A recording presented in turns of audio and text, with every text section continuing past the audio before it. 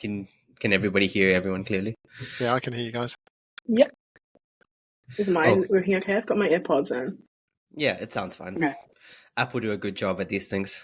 Well, Yeah. I hope so for the price. Yeah. Well, I know I'm recording, but I'm drinking Pepsi, so I'm not. We don't advertise them. They don't sponsor us or anything. It's just purely coincidental. So I got a Coke can as well here, just in case. Right. But yeah, and I don't know what you're drinking, Marc, but best not to say. Yeah, fair enough. It's not a cocktail for a change. Well, I'm glad you guys could come on relatively short notice. I need to. The advantage of recording online is I can share the screen for certain things. And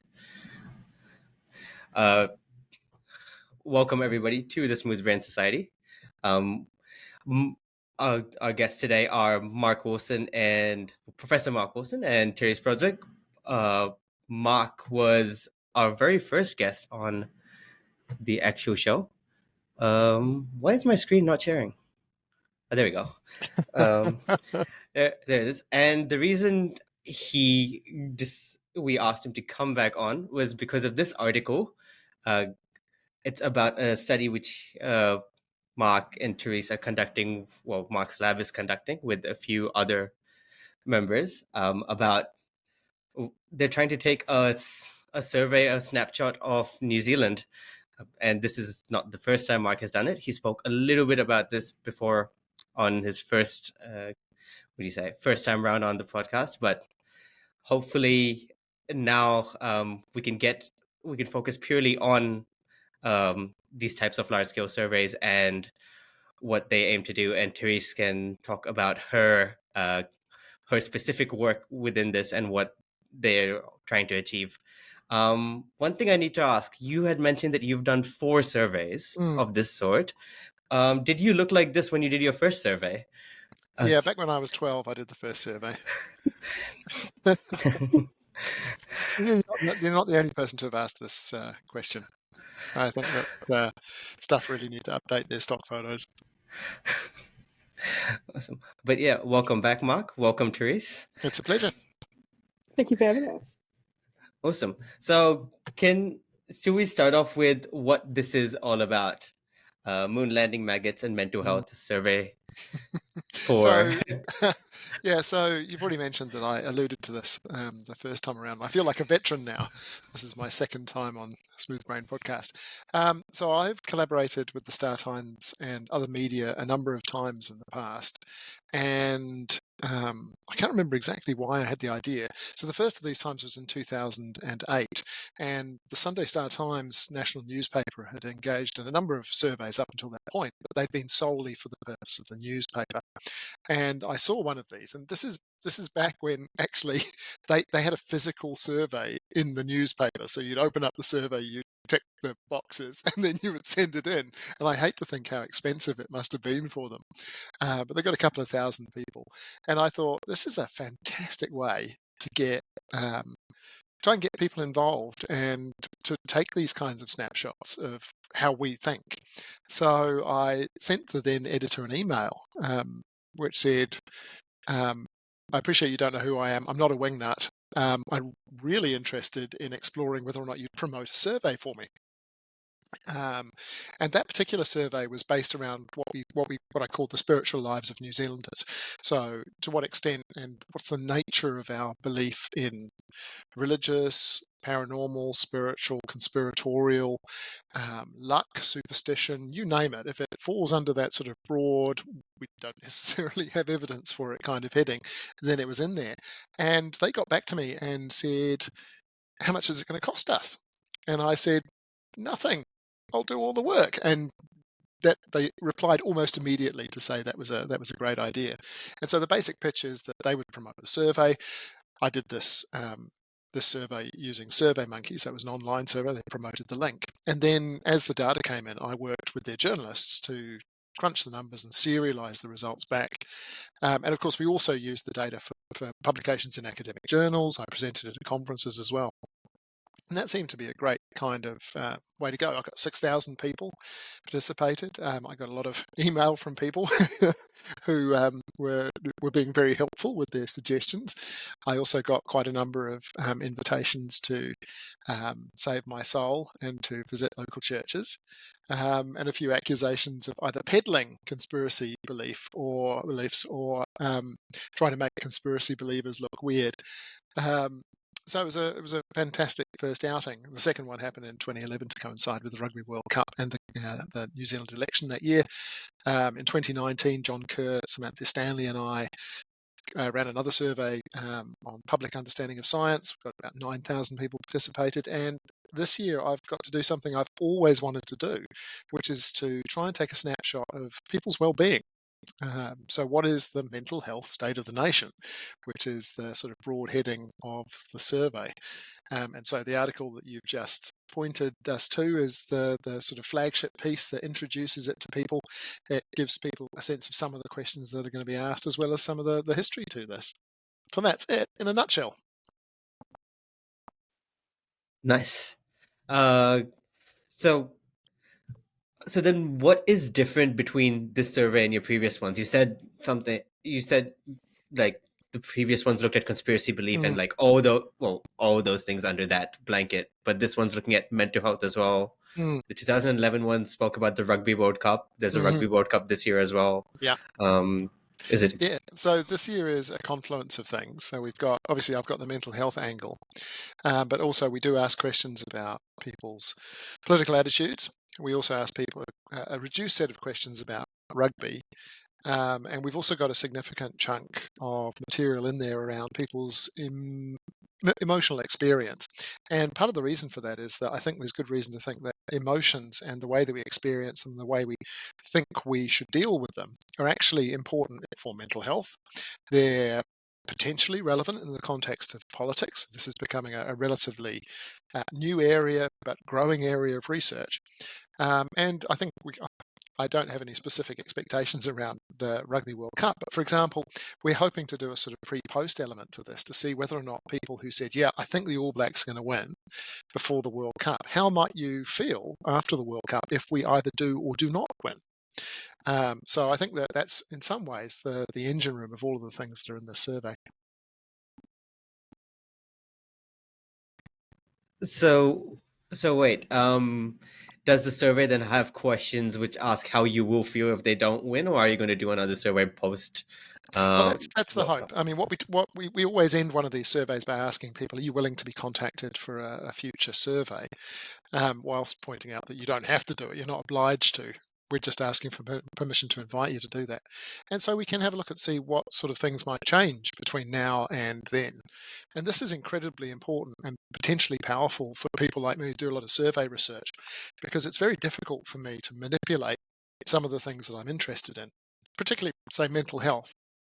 So if I think that how you feel emotionally is implicated in your mood, your well-being, I can't actually, it's hard for me to go out there and actually, while I can influence how people's emotions might be, I can show you cat videos and pictures of bear cubs playing, I can't test the reverse hypothesis, which is actually maybe it's your mental health that influences your emotions, because I can't go out there and manipulate, make people depressed, for example, make people anxious. So cross-lag panel models using longitudinal surveys are a statistical method to do this. I can have a look and see whether or not emotional experience at time one predicts future well-being, and whether or not that relationship is stronger, weaker, different from the relationship between your well-being at time one and your emotional experience at time two.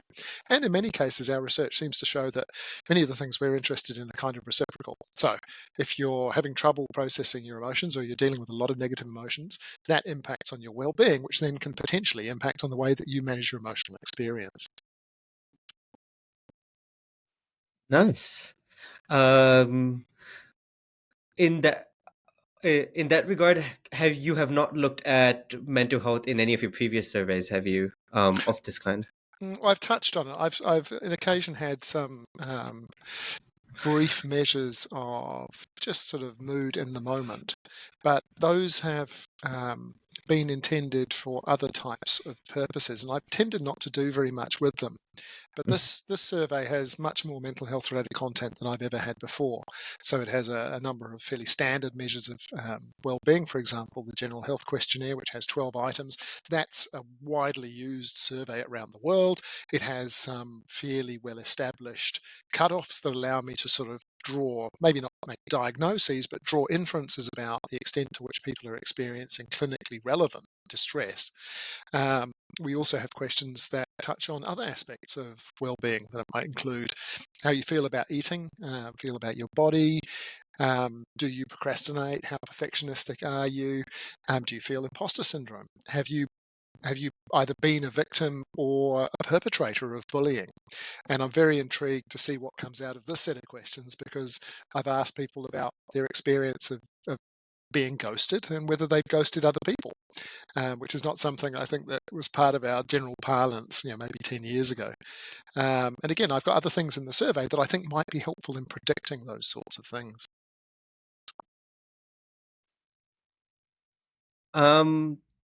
Anything interesting so far, or in that regard? It's all interesting. So, I mean, I'll give you a quick sense of some of the things that I've been trying to do. So, for example, I mentioned that we have this set of standardized questions that ask about how you've been feeling over the last couple of weeks. And generally speaking, and this is both reassuring but also not reassuring, because about a quarter of the people who've responded so far have met that sort of general expectation for actually maybe you are experiencing some serious distress. That sounds like a lot, but actually it's fairly consistent with the use of this measure in other large popular community studies in places like the United Kingdom, for example, which show similar types of levels. Interestingly enough, politicians tend to experience about twice as much, they're about twice at risk of clinical mental distress. One of the other things in this survey, which I was a little bit reticent about including, because it can sometimes raise conversations about sensitive issues, but nobody has ever looked at previously, is something we've talked about previously, non-suicidal self-injury. So where people hurt themselves deliberately, but without any intent to die.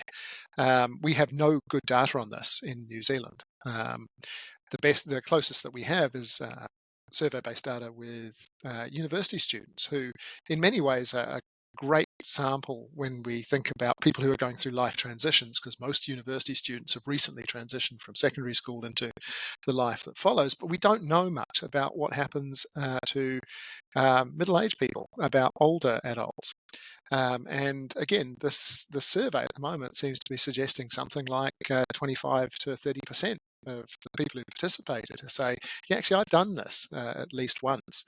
And of those people, something like half say that they have done so in the last year, which is unfortunately reinforces my perception of New Zealand in self-injury research as having some of the higher levels in the world.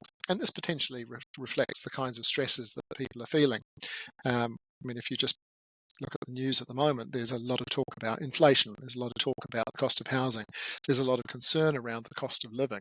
And if we look at this survey, then people who report the higher levels of mental distress are also more likely to say things like, actually, my life doesn't feel like it's going in the right direction. I worry reasonably frequently about being able to pay for things like rent, mortgage, food, electricity. So again, I think this is an incredibly useful snapshot of what it's like for us in terms of our well-being right now in this moment.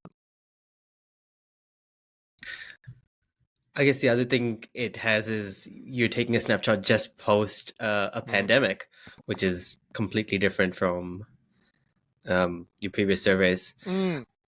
Yeah, so, well, I mean, firstly, are we post-pandemic? Oh, wow. In theory. Yeah, in theory, that's right. And in fact, I haven't had to look at what this might predict, but I have asked people in the survey whether or not they have had COVID, and the vast majority of participants say that yes, they have. Well over 60, 70%. I also have about 10% of the sample who say that they have had it more than once. And there's a relatively small group in terms of absolute number, something like 1 to 3%, who say that they have been diagnosed with long COVID. Long COVID, I think, it's going to be one of the mental health and physical health wellbeing challenges for us over the next 5-10 years. We don't necessarily have the best sense of what this thing that I'm calling long COVID is. Some international prevalence studies suggest that as much as 10% of those people who've had COVID will experience it. But if you look at the kinds of resources that we have available to help with it, they're primarily medical. We don't have a good sense about exactly how to medically treat it, but we know even less about how to help people psychologically who are experiencing the symptoms that go along with long COVID. In the United States last year, there were a small number of mental health clinics, specialist mental health clinics established specifically to deal with people, to help and support people who have been diagnosed with long COVID. That's 5 across the whole country. We don't even have 1.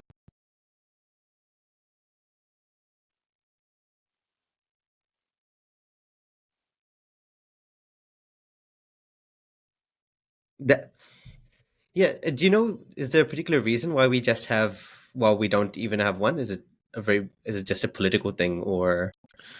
I suspect that the reason why we don't have dedicated support services around long COVID is in part, I don't think we've appreciated the scale of the potential problem yet.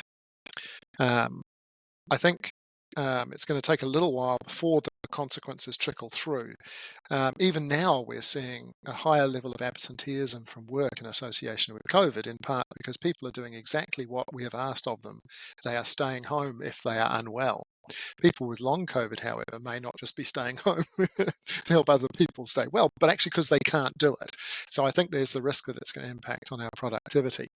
I think it also reflects exactly what you've said, which is that we tend to, in our discussions about well-being, find it easier to talk about physical health, in part because a lot of markers of physical ill health are obvious. So if I turn up to work with two arms in a cast, my boss is going to know that I'm unwell and he's going to send me home. But if I look otherwise okay, I think it's less obvious that people are suffering. I'll give you an example. At the moment, in the lead up to the current general election, there is a bit of political one-upmanship going on between National and Labor.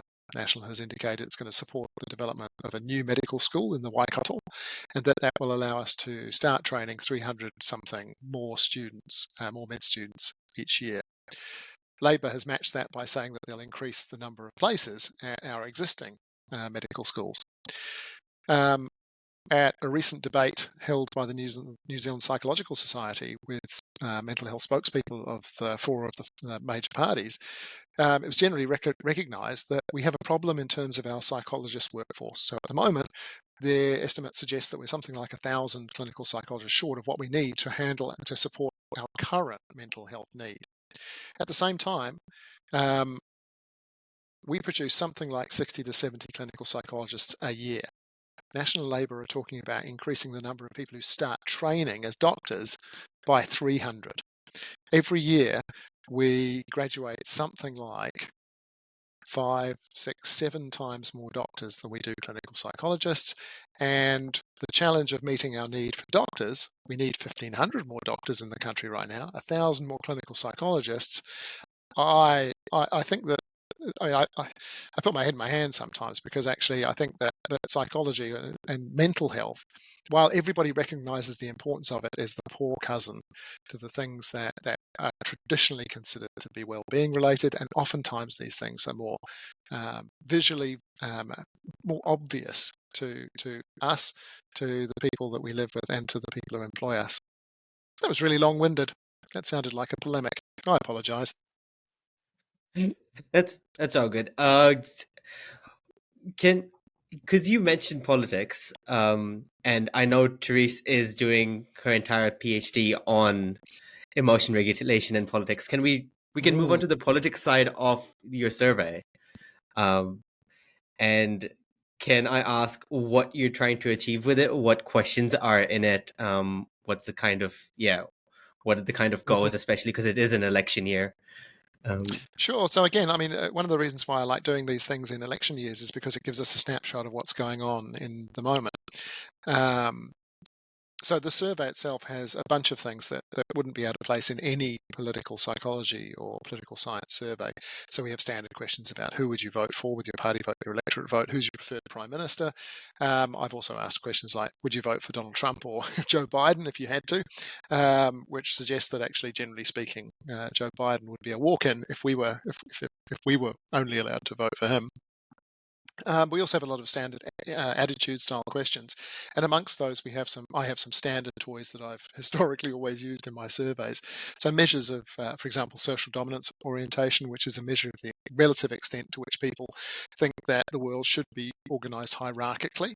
So with different classes, for example. I also ask questions about authoritarianism. So this year I've got two different flavours of that, right-wing authoritarianism and left-wing authoritarianism, to try and get a more holistic sense of how authoritarianism fits into our broad political spectrum. And what we're finding from that is pretty much what we would expect. People are more likely to display right-wing flavours of authoritarianism if they vote National or ACT. People are more likely to display left-wing authoritarianism flavours if they support Party Māori, the Greens, or Labour. But this is where I think we diverge from my historical things, is in trying to support and look at Terise's PhD topic, which is at that intersection of politics, conspiracy, and emotional experience. So I'll hand over to Terise to, in the first instance, tell us what do we mean when we talk about emotion regulation? Yeah, so you've had Paul Jost on the podcast before, I believe, Professor Paul Jost, and his a lot of his research is on emotion, and he's one of my supervisors as well.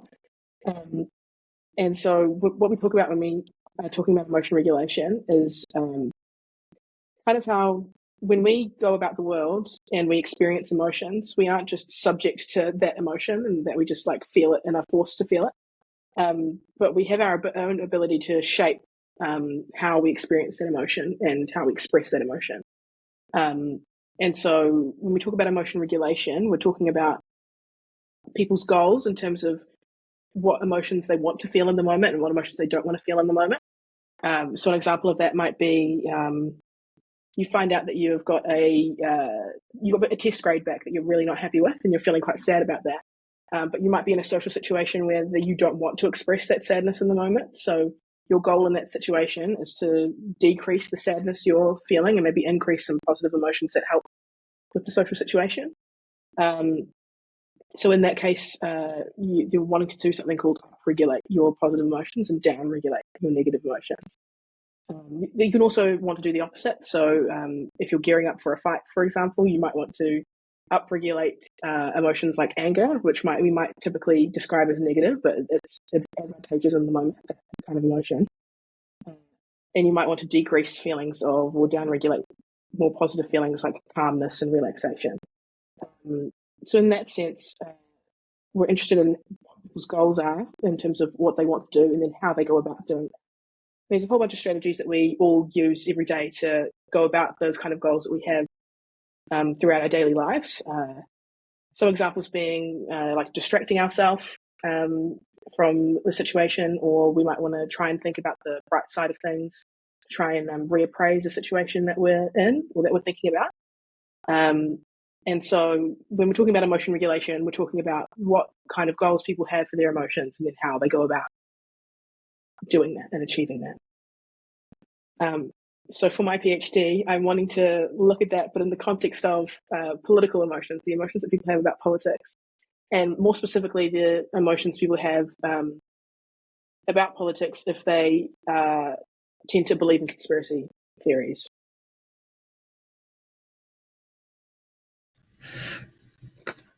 Cool. So what? So then, what do you mean by like emotion regulation in terms of conspiracy theories? Could you like elaborate on that? Yeah. So it's quite interesting because a lot of the research that goes into conspiracy theory belief, while they talk about that belief being emotional, there's not actually a lot of research into the way that emotions play into that belief. which is quite interesting because when you look at situations where you might run into conspiracy theory belief, or the Wellington protests, for example, last year when a bunch of people camped out on Parliament Lawn for 3 weeks because they were upset with the vaccine mandates, and there was a lot of conspiracy theory talk about vaccine mandates there. When people were talking about it, they were really emotional about it. You couldn't sense that they really care and they have really strong feelings about the situation that they're in. But so it's quite interesting that the research doesn't reflect that. And so what I'm interested in is the kind of the role that emotions play in the conspiracy theory belief. And when I talk about emotion regulation and emotion regulation research, that kind of research and those people who do that research don't really talk to the people who do political research or conspiracy theory research. So there's not a lot of intersect in that. And a lot of the conspiracy theory and political research, the way that they treat emotion is not quite up to scratch in terms of how we understand emotion as a complex mechanistic process in the way that the emotion people think about emotion. And so I'm interested in looking at how that emotional process happens for people who believe in conspiracy theories, and how that might happen for them when they're feeling emotions about politics, more specifically.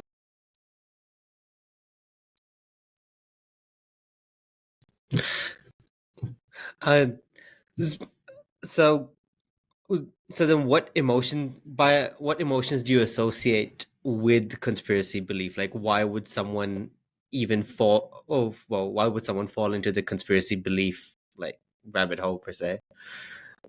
So people would fall into the rabbit hole, as you describe it, for a lot of reasons. But when we're talking about emotion, the little research that does exist out there kind of talks about the role of existential threat and anxiety. So people are feeling not great about the state of the world, and that those emotions are then what go and elicit the looking for conspiracy theory belief or belief in those kinds of ideas.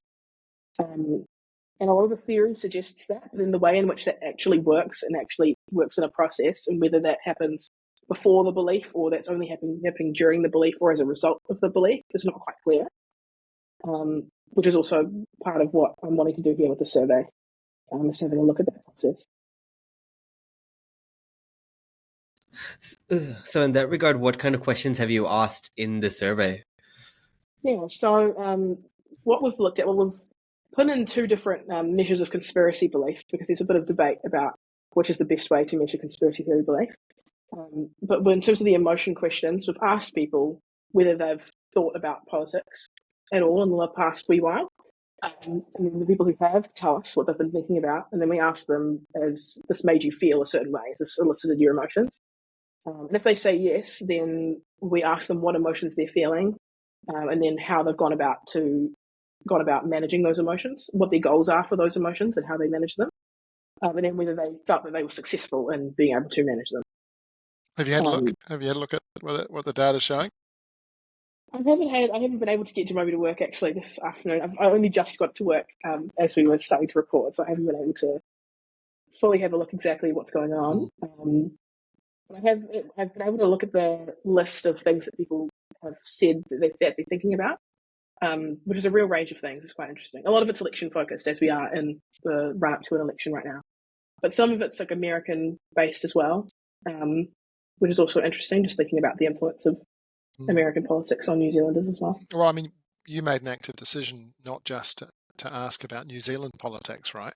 Because the very small body of research that does exist that's looked at emotion regulation in the context of politics has actually most of it's been done in America, and it tends to be quite parochial. Yeah. And I think that there are problems with that in part. I'm sure I suspect local politics is really important for anybody, but there are things, particularly potentially as New Zealanders, that have huge potential impacts on our lives that actually occur a long, long way away. I mean, at the moment, Zelensky and Biden have been talking at the UN, for example. That has huge implications for us further, on the other side of the world.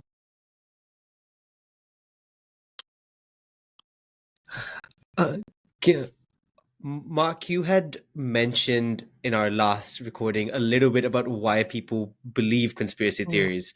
Could you give us a quick recap of that? Of what are conspiracy theories in general? Like, what if they're it's not really a conspiracy? What if the rest of us are in denial? Well, I'm going to be really mean. I'm going to throw that over to Terise. Because actually we've been thinking about exactly this question. So there's a lot of different reasons that the research kind of credits for why people believe in conspiracy theories. And it's interesting looking at the literature and trying to see the theory, trying to make sense of all of these different working parts that might occur for a person.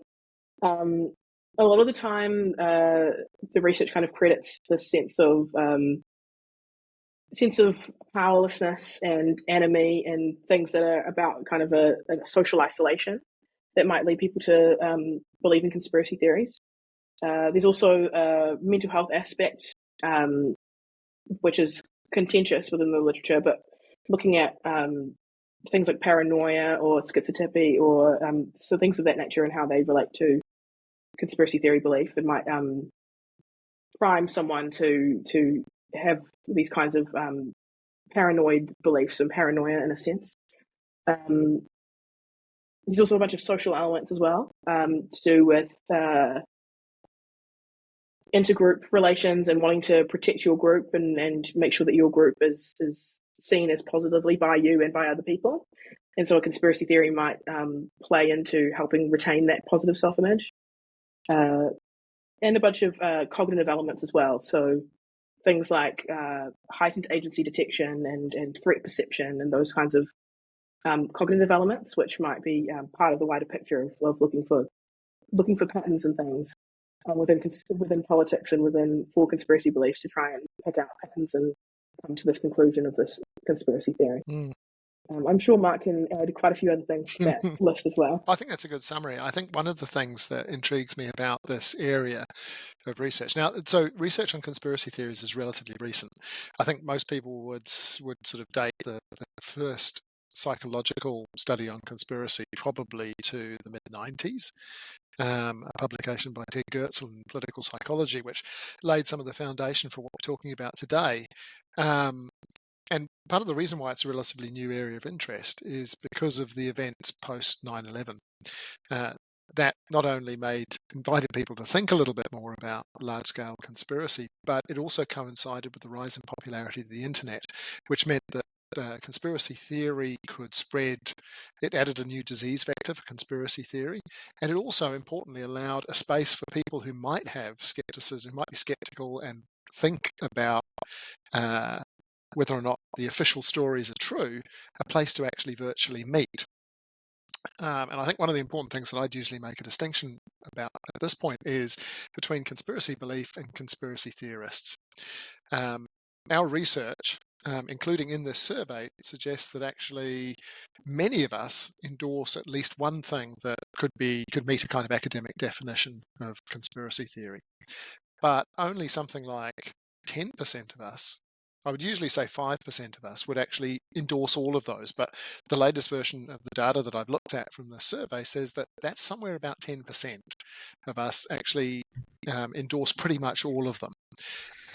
So is that like an increase from like your previous stuff? Yeah, it's close to a doubling from the previous time that we did an in-depth look at people's endorsement of specific conspiracy theories. And by that I mean the extent to which people do think that the American government was involved in some way in 9/11, the extent to which people think that the Rugby World Cup in 1995, the final, was preceded by the All Blacks being deliberately poisoned, which is a particularly parochial example, which I love to throw in, but also things like whether or not NASA faked the moon landings, whether or not QAnon has a basis in reality, and the answer to that one is not really, according to our participants. Something like 1% of people in the survey said that QAnon has something going for it, but actually that distorts things a little bit, because actually the vast majority of people who participate in the survey have no idea what QAnon is, which I kind of take as a fairly healthy indication for our democracy, right? And given that so few people know what it is, it's probably pertinent for me to sort of quickly outline what that is. And it's this general idea that in America in particular, there's a group of elites who are tend to be democratic, they tend to be from Hollywood, they tend to be bankers who are engaging in trafficking children so that they can kill them and then suck a thing called adrenochrome out of their brains, which is a substance they then apparently use to make themselves live longer. And the American military, sick and tired of this being allowed to happen for a long time, deliberately recruited Donald Trump to run the country and to bring the storm, which would be the revolution in which all of these people would be rounded up by the military and put into Guantanamo Bay and tried and then executed, which obviously didn't happen after Donald Trump's failure to win his second term. And it sounds so that sounds like a fairly, I mean, to my ears, that sounds like a fairly unlikely set of affairs. But in the US, surveys would indicate that something like 15% of the population would actually endorse some version of that. So again, I like to think that this is a sign that we have a relatively healthy democracy. Speaking of democracy, we saw for the last couple of years, there's been a lot of things about the elections being rigged in the States. Do you think there's any fears over here of that? Does your survey look at things I'm like sure that there are, but I think that, again, it's certainly not a dominant discourse. I mean, I'll be very interested to see what our turnout is this year, because compared to many nations, we have excellent turnout, particularly when we compare ourselves to countries where voting is not mandatory. So in Australia, for example, it actually is technically illegal for people not to vote. So they routinely get into the sort of 90% kind of region. Can you remember what the turnout was in the last election, Terise? Sorry, my flatmate just turned the kettle on, so I'm not sure how that's going to impact the sound for the podcast. I think our election turnout, no, I can't recall off the top of my head. I think it's been floating around I think it was somewhere mid to high 70s. I was going to say high 70s, I think, is where it was sitting. Which was a slight uptick from where it had been 3 or 4 elections ago. But of course, why would you vote if you don't trust the system? So I would be hopeful that this time around we're going to see at least the kind of historically similar levels. At the same time, political science research says that turnout tends to be higher when when the outcome is likely to be close. And at the moment, so for example, if people read the newspapers today and go, well, I'm pretty sure that National and ACT are going to get to govern regardless of what I do, why would I bother voting? And that could happen for both National ACT voters and also for people like who would actually prefer a Labour Greens Te Pāti Māori government. I think what's quite interesting about this election as well, from the conspiracy angle, is that while I would say that kind of rhetoric about elections being rigged is kind of increased a lot with Trump actively pushing those ideas and inviting the idea of alternative facts and an alternative version of events. This election cycle in New Zealand, we've got some active representation that's quite a bit louder than normally that we've had in the past that represents these kind of ideas for people as well. And we've got specific parties that are running, like NZ Loyal, which really, within their policies, have a lot of these beliefs sitting there. And so I'm interested in if, on the one hand, if people believe that things are rigged and are around this idea that politics and conspiracies within politics, then it's not worth voting, versus there is this party that is championing these ideas and it's going to fix the problem. It's a quite interesting tension and whether people will turn out to vote for that. I mean, the survey sample is not unbiased. It's being filled in by people who are familiar with, who use stuff for their news, for example. So it's likely to undercount people who are skeptical about both elections, but also about mainstream media. So I wouldn't actually use it as an indication of what the vote is going to be like in the election. But what it does allow us to do is have a look at psychological differences between people who might say that they're going to vote for, say, the Greens, National, Labour, New Zealand First. New Zealand First in these surveys has historically tended to score higher on things that include a skepticism for the official version. And that makes perfect sense in relation to some of the theories about conspiracy, which might say, for example, that people who are on the political fringe are more likely to endorse conspiracies because we tend to vote the way we do because we think that that's the right thing to do. But how do we then reconcile that psychological tension with the knowledge that we voted for Winston Peters, but only 5% of the population also did? Well, maybe it's because there's been a conspiracy. And what I can say from this survey already is that New Zealand First supporters are considerably more disaffected and unhappy compared to voters for pretty much all of the other parties. They're more likely to say that their personal life is going in the wrong direction. They're more likely to say that the country is going in the wrong direction. And I think if you have a look, as I did today, at New Zealand First 2020 manifesto compared to their current manifesto, there has been a marked shift in the people that New Zealand First is targeting. I think that they're quite deliberately targeting the kinds of people who were very upset with vaccine mandates. I think they're targeting people who were in support of things like the parliamentary protest. And probably many of these people are less happy because they actually came out of it worse. I don't think that's an unreasonable conclusion to draw. And I think it's really important. While it's easy to characterize people who believe in conspiracies as some kind of tinfoil hat wearing paranoid, actually, this isn't a spectator sport. And clearly, many people are very, very unhappy. Do you think, from a political standpoint, then, that and like NZ First Manifesto, are they targeting such people because they think it's the best way to get into government, or are they is the manifesto like that because the party itself believes these things, or the members of the party believe these things? So it's usually at this point, if this was a class, I would throw it back to you and say, it's an interesting question, Sahir. You must have an intuition about this. So what do you think? But I'm going to do something even worse. I'm going to say, what do you reckon, Terise? Yes. I've come on this podcast just to be bullied, and it's really a chicken and egg situation. I do think that during the Wellington protest at least here, the fact that Winston Peters was one of the only politicians to go out and speak to the people who were living on Parliament Law at the time is quite interesting. I do think there might be an element there of finding the niche and fitting yourself into it, especially if you see a group of people who are quite vocal about what they want, and that none of the other parties are providing that kind of service to them, or any kind of providing any kind of service to them, or talking to them, or representing them. That might be a good idea to jump in there. I also think that it's an interesting situation for New Zealand First, in that they were out of Parliament this past electoral cycle, and so they've had to kind of rebuild from the ground up. And so the new people that they've brought on board might genuinely also have had these beliefs in the first place, and then be an influence on their manifesto.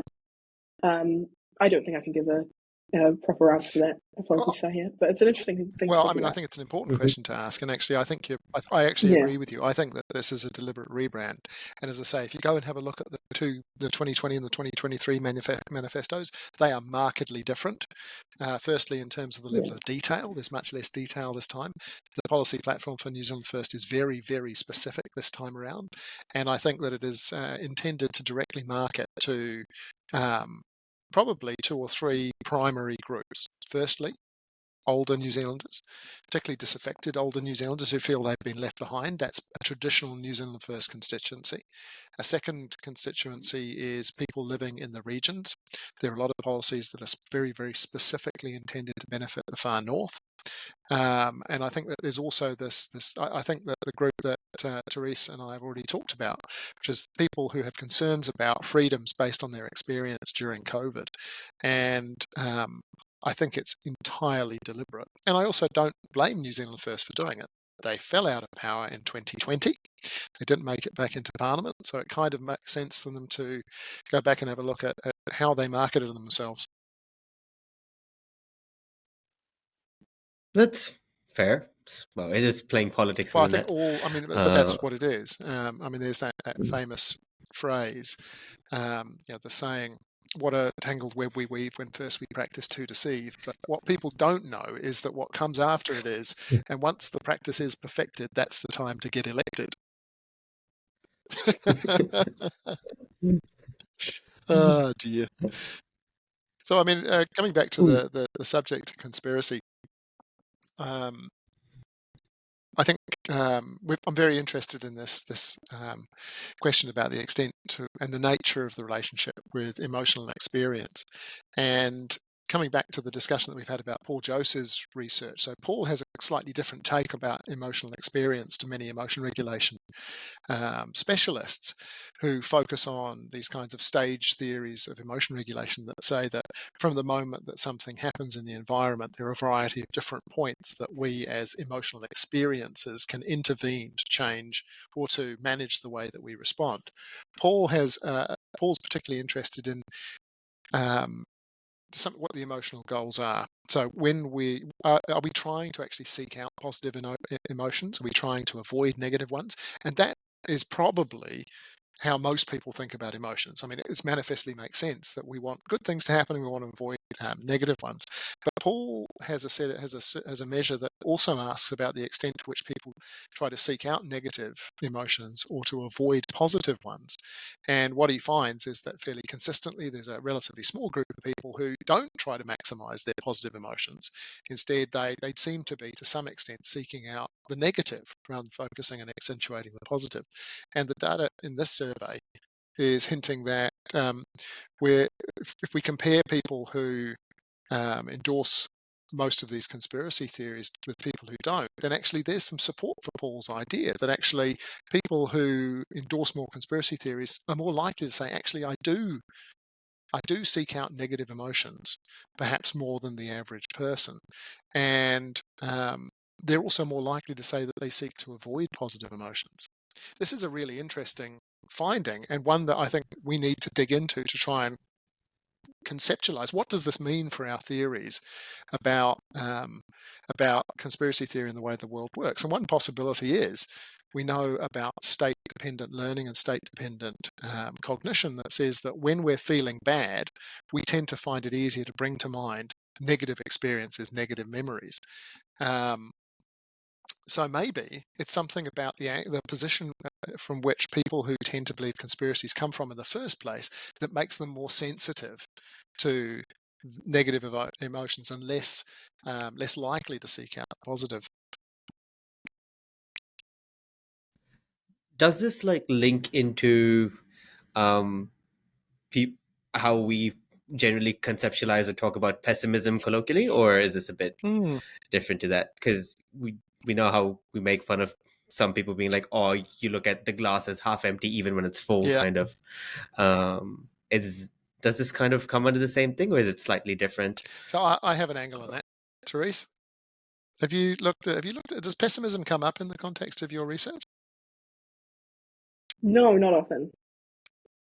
No, I'd say no. But I'd love to hear your thoughts. I'd love to hear your take.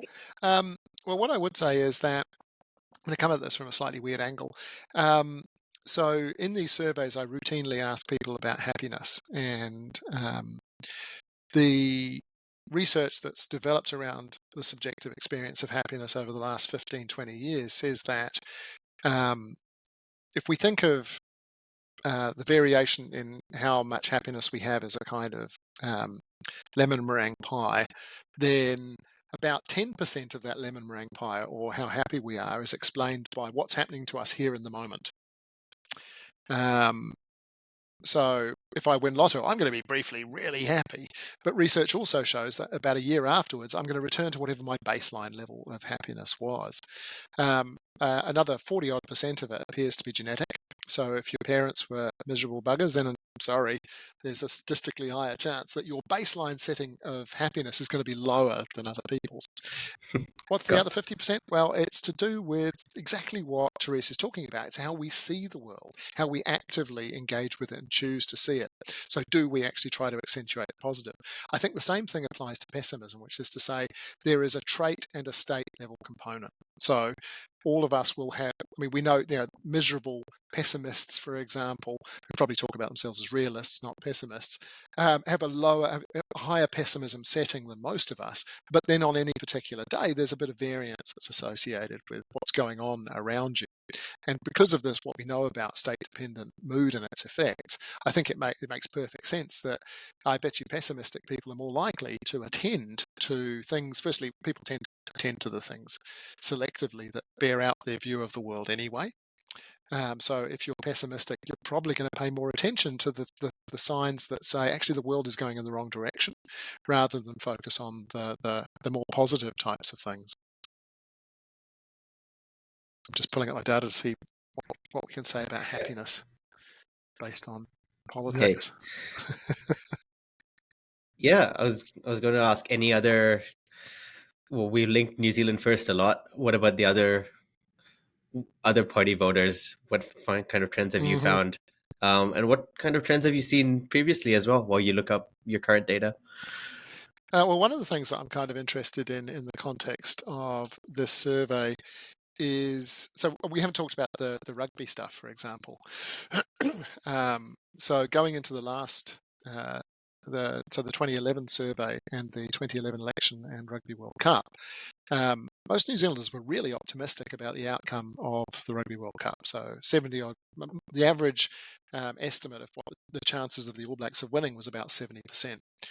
This time around, not so much, sort of 44 to 50%.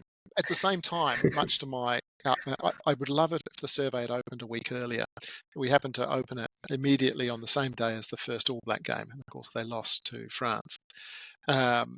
What we found in 2011, though, was that National Party supporters tended to be more enthusiastic about rugby. They tended to say that it was more a part of their identity. And I wonder whether or not that's an indicator. Well, part of the reason for it was, in fact, if you were a National Party supporter back in 2011, the world was actually going probably in your direction. We had a National Party-led government, and we were coming out of the global financial crisis, which New Zealand was relatively well positioned for. This time around, I don't think it's National Party supporters who are going to be the most optimistic, and the ones who feel rugby is more at their core. Why am I even interested in rugby? Some people might say. I'm interested in rugby for several reasons. One of them is both theoretically, and I'll come to that in a second. The other part of it, though, is that rugby is a really important part of New Zealanders' lives.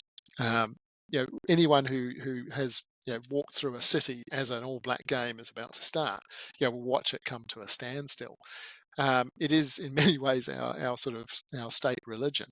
Why might that be? Well, things like social identity theory say that part of our self-esteem comes from attaching ourselves to things that we know are positively evaluated by other people. So supporting a sports team that we know other people think is really good, and which wins most of the time, allows us to bask in the reflected glory of those outcomes, even though we did not directly influence them. And that's great when your rugby team's winning, but of course, sometimes that doesn't happen. And social identity theory would predict that in the event that we don't win this Rugby World Cup, there are three different things that we're going to see a lot of. We're going to see a lot of people saying, nah, I never really liked the rugby. I always preferred soccer, which is so disidentifying, changing your affiliation. We're going to see a lot of people who are going to change the domain of comparison. So sure, the All Blacks may not have scored the most points, but they played the most exciting rugby. So we can still feel positive about it, even though we've lost. And which is objectively not true at the moment. Well, let's not let reality get in the way. And the third strategy that people engage in is they will support the ABs even harder. They will buy twice as much merch. They will shout twice as hard at the television. And they will be doing it because they're trying to make the outcome they want happen. So that's one of the reasons why I'm interested. And hardly anyone's ever looked at this, which is a bit of a surprise given that rugby is so important to us. Have people looked at it in other countries? I guess America does not compete in other sports against the world really, but like football in Latin America or or cricket in India or anything Yeah, like that? so there has been some research that came out of the United Kingdom about rugby. I can't remember if it was Wales or Ireland. There was a big realignment of domestic rugby in whichever country I'm thinking of, such that there was some amalgamations of rugby teams, which was an interesting sort of pseudo experiment to have a look at how people's identity changed. In the context of America, one of the very famous social psychologists and attitude researchers, Robert Cialdini, has published on this. And partly it came out of his experience of walking across the campus the day after the university American football team had won a game, and notice how so many people seemed to be wearing the T-shirts. They were wearing the uniforms. And so he had a look at this and coined a term, basking in reflected glory, which is, when the team wins, we want to show that we helped them do it by wearing the merch. And then there's coughing at the other end, which is cutting off reflected failure, which is not only do we not wear the merch, but we say we didn't watch the game and we didn't really care about it in the first place. Which I kind of like. Yeah. Just a quick anecdote, because if people who don't know about New Zealand or New Zealand rugby, New Zealand's love with rugby, I remember. I think I want to say this was about 2017. My last year of undergrad, and I had this Italian friend who also loves rugby, and he came over for exchange, and around the same time the All Blacks lost to South Africa, I'm pretty sure, and this was the first time they had lost in God knows how long. And his immediate question to me was, "Oh, so is the Prime Minister going to resign now?" Because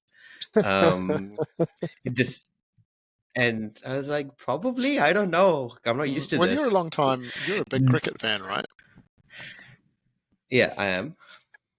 I spent years and years of my life supporting the English cricket team. It was quite depressing.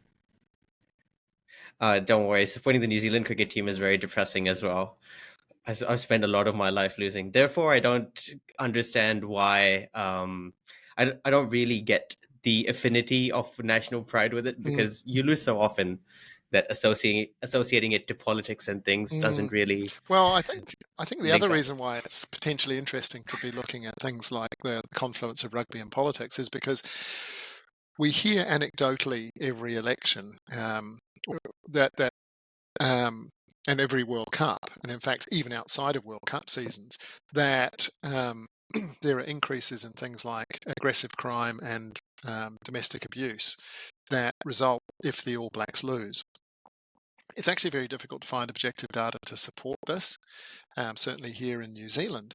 But I think it means that it's important for us to be thinking about how this affects the national mood.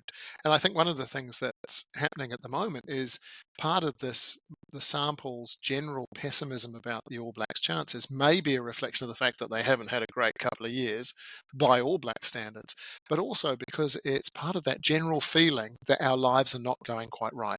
We've had this pandemic. It's had wide, far-reaching consequences for our well-being. It appears to have impacted our economy. The concern over things like freedoms and mandates, the high inflation level, the ridiculous cost of rent and mortgage payments, high inflation. I think it all comes together with this general feeling that things aren't right and we want things to change.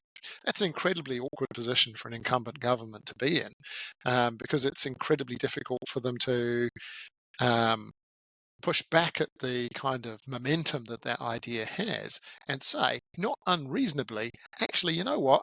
The pandemic was tough. The floods in Napier Hawke's Bay were devastating, and we're going to be paying for the consequences of both of these things for a very long time indeed.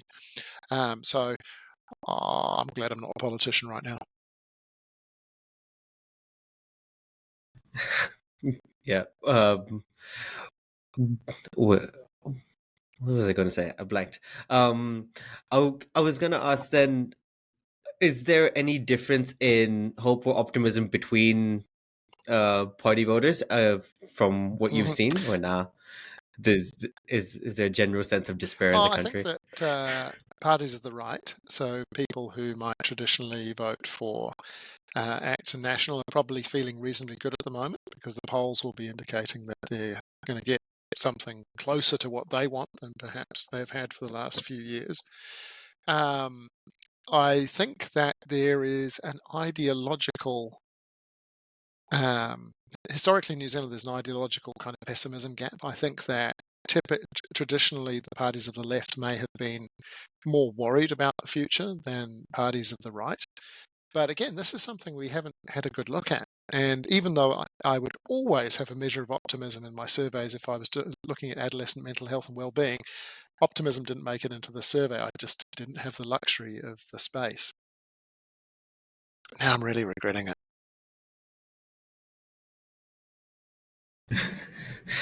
Oh, well, technically by the time we upload this, it would have been closed. Yeah, so I mean, technically by the time you upload this, I will have had the time to put in an optimism measure. Collect 1 week's worth of data.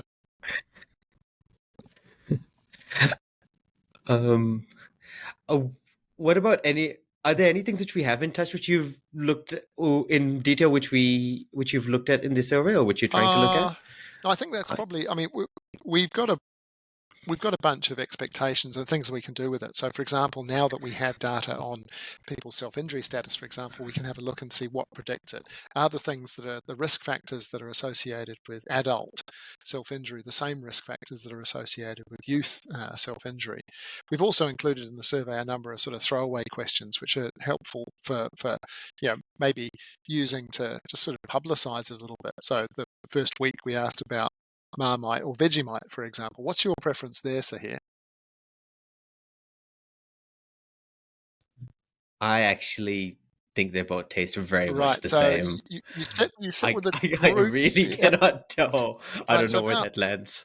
Dislike both of them. That's my answer also. So Terise, you're with about 17% of the population who say they're both yuck. Unsurprisingly, I think Marmite was a narrow winner there. Vegemite coming in at second place. But one of the interesting things that I had a look at was how that was associated with disgust sensitivity. So there are individual differences in the extent to which people are sensitive to disgusting things. And that's where the title of that first newspaper article comes from. One of the items asks, how disgusted would you be if you saw a piece of food sitting in a rubbish bin covered in maggots, for example? And some people go, don't care. Other people will start to retch at the thought of it. And this may be a reflection of what's called the behavioral immune system. So we have we've developed these cognitive as well as physical responses to things that potentially risk contaminating us. And these extend into the political realm. So people who score higher on measures of disgust sensitivity tend to be less positive about New Zealand increasing the number of migrants that enter the country because they might be a symbolic contaminant. In the context of Vegemite and Marmite, however, people who said that they prefer Vegemite had a lower sensitivity to disgust. And that's probably because Vegemite as an Australian product might contaminate us with Aussiness. So extrapolating Vegemite equal to maggots equal to Aussies equal to maggots. I wouldn't put it in exactly and those some terms. Some people are more okay with it than others. Or immigrants equal to, depending on depending on the trends. Well, I mean, it's the saying, cleanliness is next to godliness, right? So there's a moral imperative that comes with some of these things. So then I'm assuming voters of parties who, I guess, oppose immigration and stuff would be voting more towards Marmite if you connect that back to your political... So we do find reasonable. So we find statistical differences on things like disgust sensitivity, and so people who prefer closed borders are going to tend to score higher on measures of disgust sensitivity. One of the other things I'll be interested in looking at in this survey is we've included a measure of eco-anxiety. So asking people about their emotional well-being experiences in relation to their thoughts about the impact of human activity on our climate. And I think this is something which we haven't really included in the broad smorgasbord of things that impact on our well-being. The New Zealand Psychological Society, for example, has a climate psychology task force whose job is to actually come up with a strategy around these kinds of things. Firstly, because climate change is a psychological problem. When you have the behavior of however many billions of people we have in the world impacting on our climate, that right there is a question for psychology to help address, both in terms of how we can help to mitigate it, but also how we deal with the consequences at the other end. The Youth 19 Smart Survey included a set of questions for its 9,000 young participants that asked, what are the sorts of things that worry you? And a significant group of those participants said, climate change. I'm worried that we're killing our planet. Politics is a relatively short-term game, so it'll be really interesting to see how in this election issues around the climate play out. And actually it seems to me that one of the challenges is it's taking a backseat to people's concern about the here and the now. I think people are being motivated less about what happens in 50 years than whether or not I can pay for my food bill this week. That was pretty rambling, but I'm confident that you can make some gold out of it. Those. Well, the listeners have to make gold out of it. I'm putting it as is. So then, considering we've been recording for about an hour, what are the key takeaways so far from what you found? We know that conspiracy belief has slightly increased, and we know, well, the All Blacks aren't doing nearly as well as what they were before. So some of the hard work has yet to be done. So, for example, in the context of Terise's project, we're going to have to do a whole bunch of pre-work to help us prepare the data for analysis. And that might include things like having a look and coding the types of events that people say that they've been thinking about. There's also the fact that this is only the first part. We'll also be wanting to go back to at least some of these participants after the election, potentially after Christmas and the New Year, to actually follow up and see what has changed for them. I mean, in the short term, as I've noted, we've got some data that allow us to test some fairly long-standing kinds of propositions in other countries. So, for example, what are the personality level differences between people who vote for parties of the right and those who vote for parties of the left? And actually that shows a lot of things that we know from other research elsewhere in the world. ACT and National Party voters tend to say they're more conscientious, for example, than voters of the left. At the same time, voters of the left, like Labour, Te Pāti Māori and Greens Party supporters, tend to score much higher on personality measures of openness to new experiences. But there's also the novel things that people have never had the chance to look at that I think come from not just asking novel questions in the context of politics or about well-being, but actually allowing us to have a look at how those things interrelate. And that's where Terise's project sits at the intersection of these politics, emotions, what are the well-being consequences of both.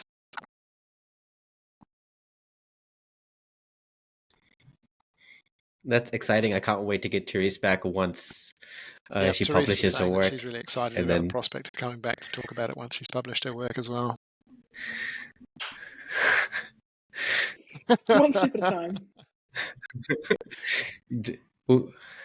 Would you like a little final say as well, a final spiel as well, Terise, before we do the wrap up?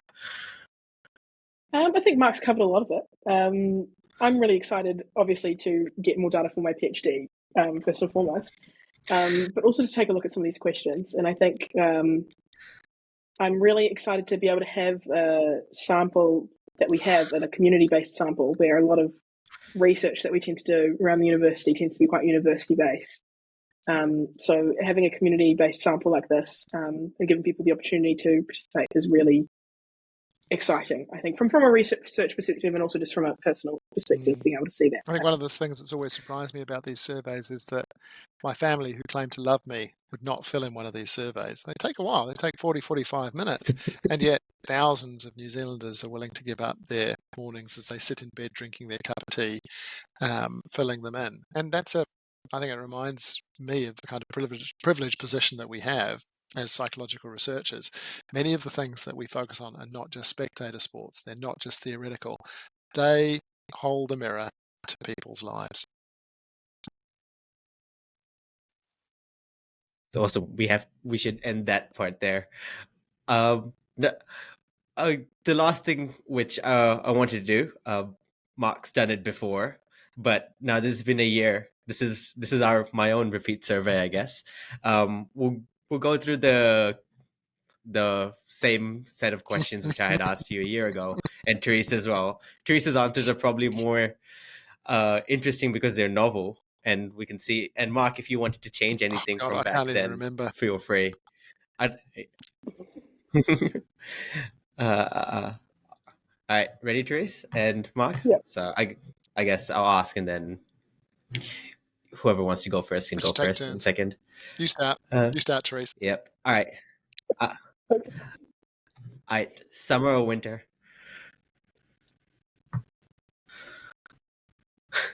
My usual answer is autumn. We should have asked that question in the survey. Works. I'm going to put it in. We're going to put it in for the final week. Because we're coming up to summer now. Yeah, I'd always go for summer, but I'd qualify it by saying it depends on where you are. If I could have a white Christmas, then winter. Oof, true. Yeah. Movies or TV? Ah, no, shows? TV, definitely TV. No, maybe movies. No, definitely TV. Can we do that in your survey? Submit and then email it back to you, being like, "Yo, I want to change this answer now." I think I'll also go TV, but it's hard. It is a hard one. The ritual of going to the movies, I love. If I could do that with a TV show. Yeah, and Terise and I and some of the other people in the lab have been working on some research around horror movies, who watches them and why. So movies are close to our hearts. All right, then I should ask you another movie question. If your lives were movies, what genre would they be? Horror movies. I wanted to say the same, maybe a suspenseful thriller as the PhD line comes closer and closer. Truman Show. Oh, dear. And do you have ideas of who would act as you guys in your own TV shows if they were about your life? See, my answer remains the same, so I'm going to let Terise go first. Yeah. No, I'll let you go first.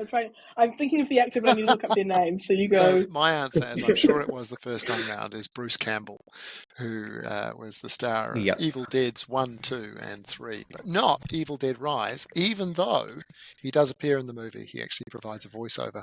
So there you go. I've never actually thought about this, but I think the first person who came to mind was Sharon Rooney. She was in the Barbie movie recently as one of Barbie's friends.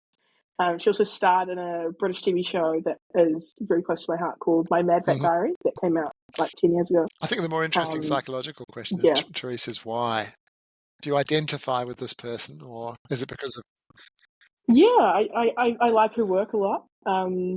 I've enjoyed her work a lot. I also think that we could probably fit the physical resemblance. You've got to have people who look kind of like you, I think they surprisingly did a good job with that with Cillian Murphy and Oppenheimer. What about you, Sahir? I'm going to flip it around, throw it back to you. Oh, my life would be a comedy, 100%. There's no question about it. Who would act as me? I feel I just asked to play my own role. I don't think I'd even get someone else to play me. That I'm too seems self-obsessed. To be a cheating, get out of jail kind of answer, but we'll let you have it. So surprisingly, I haven't thought about my own answers to these questions. Maybe I should. I'd like Hassan Minhaj, actually. I feel he'd be good. I just like the way he delivers in his comedy sets and stuff. So I think he'd be a good... I was going to say, the amount of times you've walked into my office and cracked some jokes, so I reckon you need to have the comedic timing there to be able to pay you. Yeah. So I think Hassan Minhaj would be a good one. Yeah. Moving on. Oh, also that reminded me. What kind of feedback do you receive on your surveys? That's I'd never asked it, but I think we should ask that. Terise? No, I'm very grateful. I tend to get a mix of... So for this survey, I've been surprised by how few emails I've received. The ones I've received have been a mix of people saying they found it very interesting, which in the context of it being a long survey, I think again, it signals just what a moment we're living in, how interested people are in things around what's going on inside their heads. But I do routinely get a number of emails from people who say, sometimes nicely, sometimes not so nicely, that I'm clearly an idiot and the data that comes out the other end is just going to be complete rubbish. And I think that's I think it's really important actually for us to be reminded of this as researchers, because I think it's really easy coming from where we do I know why I've asked the questions that I have. So this is the right-wing authoritarianism scale. That's why I'm asking whether or not people think we need a strong leader who should crush evil and take us back to the path of the righteousness. But I can also understand that would look really weird to someone when it comes out of context.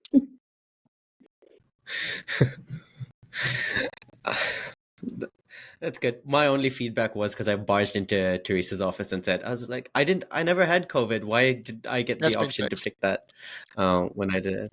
Good to know.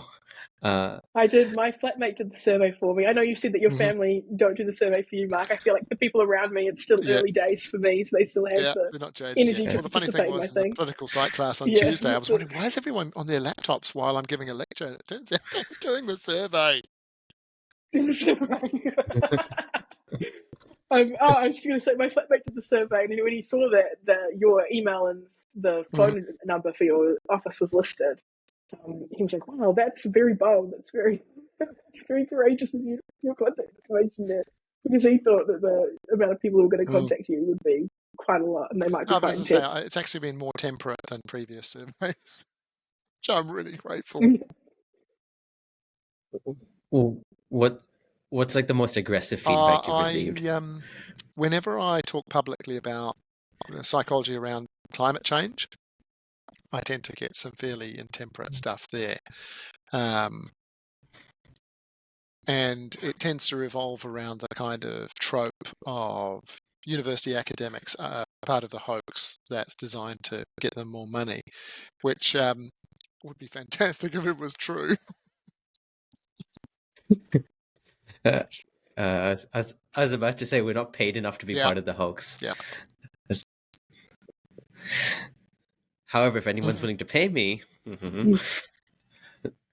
all right, let's go back to the questions. What's your weapon of choice?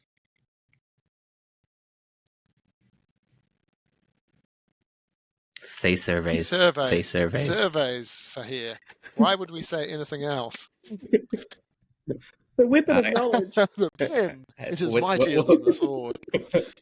Well, it depends. The answer is it depends. If it's Team Fortress 2, then it's a rocket launcher all the time.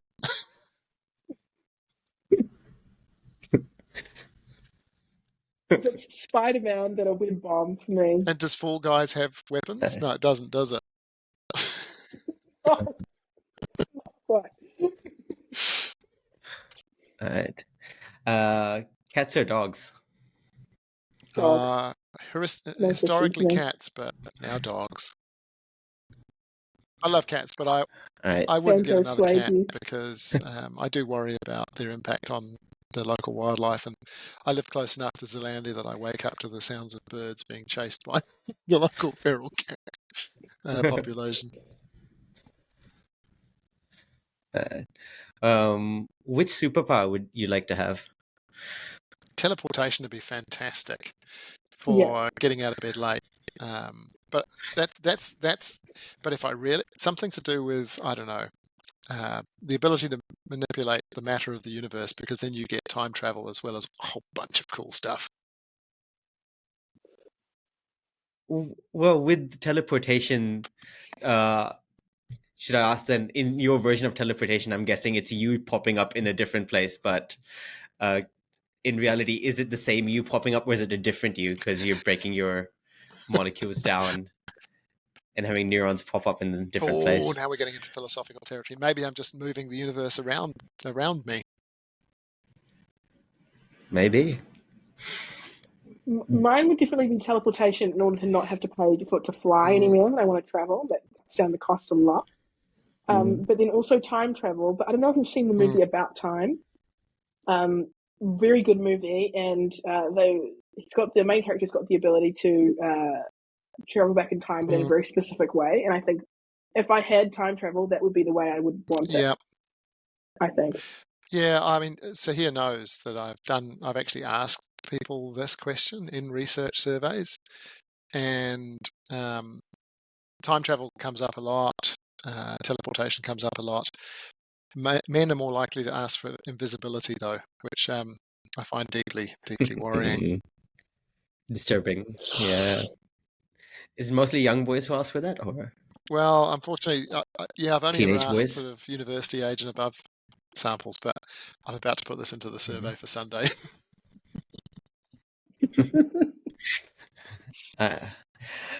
Right. I know what Teresa's favorite type of music is, so what's your least favorite type of music? What do you think my favorite type of music is? I I know it might have something to do with the one reason everybody was away in Auckland about last year. Was it last year? Or was it earlier this year? It was earlier this year, yeah. Earlier this year, it was in March this year. It was census night, actually. I like how census night had no one in Wellington. No one in Wellington aged 18 to 25 was in Wellington that day because Harry Styles was performing in Auckland. But yeah, what's your least favorite? I'm really not on the bandwagon of hyperpop. What's hyperpop? Hyperpop is like it's extremely electronic and doesn't quite, in my opinion, as someone I'm not particularly well versed in music knowledge, but it does not really follow melodies the same way as typical music would. It's a very experimental electronic music, which is not really for me. I think that's my least favorite. I'm not a huge fan of jazz. It's not to say I dislike it. I mean, I like most types of music, but I don't understand it, and I think that's probably part of the problem. When you talk about jazz, are you talking about intense jazz or like a Frank Sinatra I'm thinking, level jazz? I mean, I tend to think about sort of experimental jazz from the 60s and 70s. The really, really spontaneous type of stuff. But and I've done research on musical preference as well, because I've done research on everything. So I tend to prefer things that are a bit more up-tempo.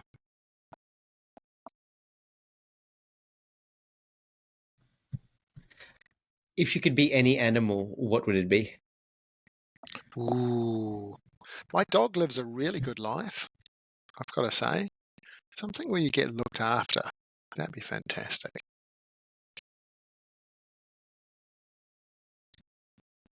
Yeah, let's go for my dog, because it's easy. I agree. You want to be my dog? Sorry, I agree. Maybe no, not your dog specifically. A dog would be nice. But maybe like the kind of dog that gets taken on lots of adventures by their owners. I think that would be very cool. Mark, your dog definitely has it easier than your students do, so I can't even see where he is. I can ask this because I vaguely remember you using it when you lectured me way back in 2013. If you were pizza topping, what pizza topping would you be? Ooh.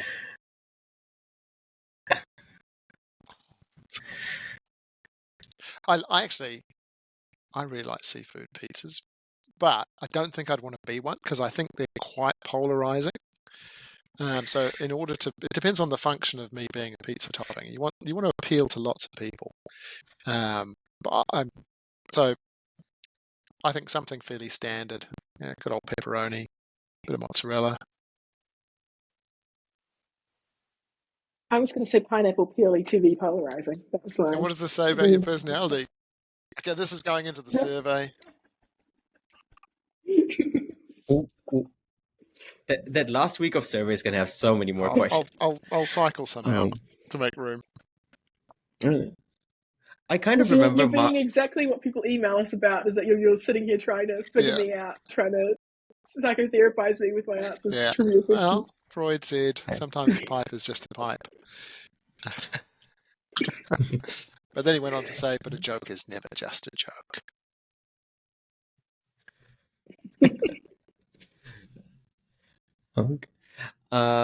Speaking of Freud, what is something ridiculous that someone's tricked you into believing?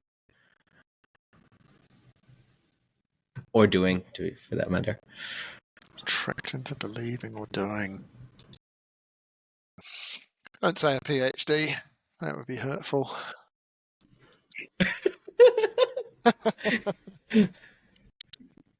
Sure. That's my answer. The PhD is a form of self-injury. I think Johannes said that life is worth living or something. Yeah, like but that. Johannes used to sort of stop me as I left at the end of the day and say things like, "Be careful out there, Marc. There are people who want to kill you."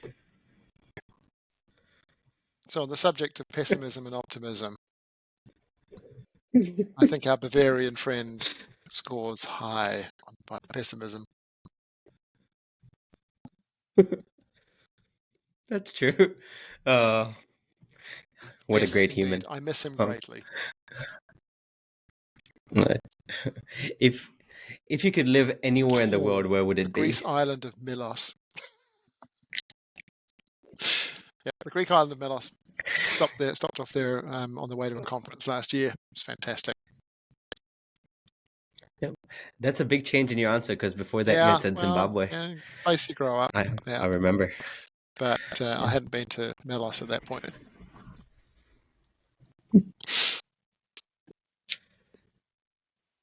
I've never been to a Greek island, so I can't give a cool answer like that. I'm going to say Amsterdam right now.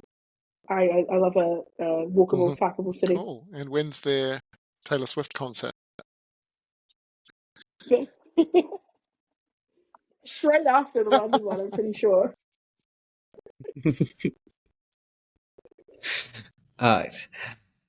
Okay. Last couple.